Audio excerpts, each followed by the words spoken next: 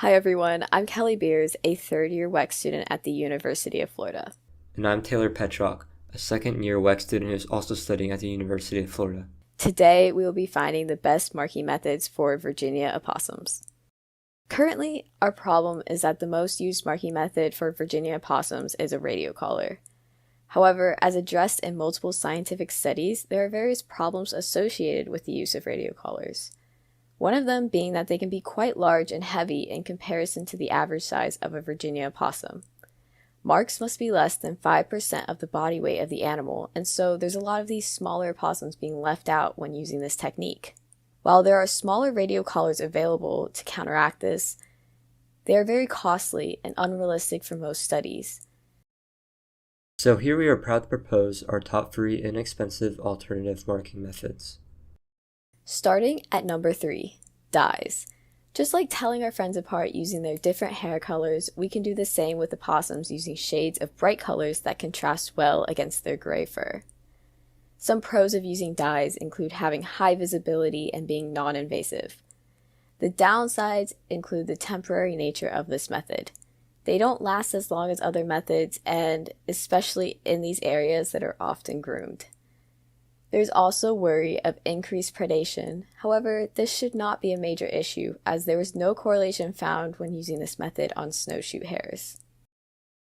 Now on the number 2, ear tags. If you're not confident in the colorful fur and want a more permanent option, then ear tags are another method which can be used to mark opossums. These are widely used amongst many different species and are small enough to fit all sizes of opossums. Some pros of this method include ease of application, not being very invasive, and having great potential for customization. However, ear tags are prone to falling off and can cause infection at the application site. Now, before we get to our number 1 method, there are some honorable mentions we want to address. Some of these other techniques include using collars without radios to decrease the weight around the opossum's neck. We can also use tattoos to mark opossums with a unique string of numbers or characters on a less pigmented area such as their tail. Beyond those two, we can also utilize embedded pit tags to track opossums for extended periods with minimal chance of mark loss despite higher monetary costs. There's even the future possibility of relating unique whisker spot patterns to individual opossums, though it has only been used on some larger felines and Australian sea lions as of now. And finally, our number 1 method, UV fluorescent tattoos.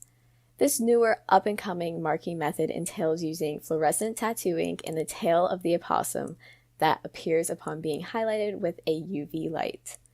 The ink would be applied in colored patterns to differentiate individuals. Some pros of this method include being only mildly invasive, easy to apply, and not visible to the naked eye, and therefore would not impact the animal socially like some worries with a highly visible mark. Since this is a newer method, it has not been greatly tested and there's only limited colors of ink available at this time. Additionally, the application site may become infected in the future. Just to reaffirm, UV fluorescent tattoos are our best pick when compared to the other alternatives because they are of no physical burden to the opossum, inexpensive, discreet, applicable to all sizes, and only mildly invasive. They are a massive improvement compared to the bulky, short-lived radio collars. It is rather humorous that the opossum, one of a select number of biofluorescent mammals, is prone to this method.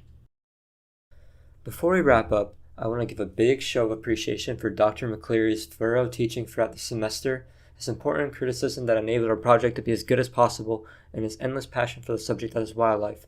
Moreover, thanks goes to Lillian Maxwell for offering advice as a former student of the class and being so helpful with any additional clarifications. If you have any questions or have a different top 3 alternative methods to marking opossums, feel free to leave a comment below. I'm Kelly. And I'm Taylor. Thank you.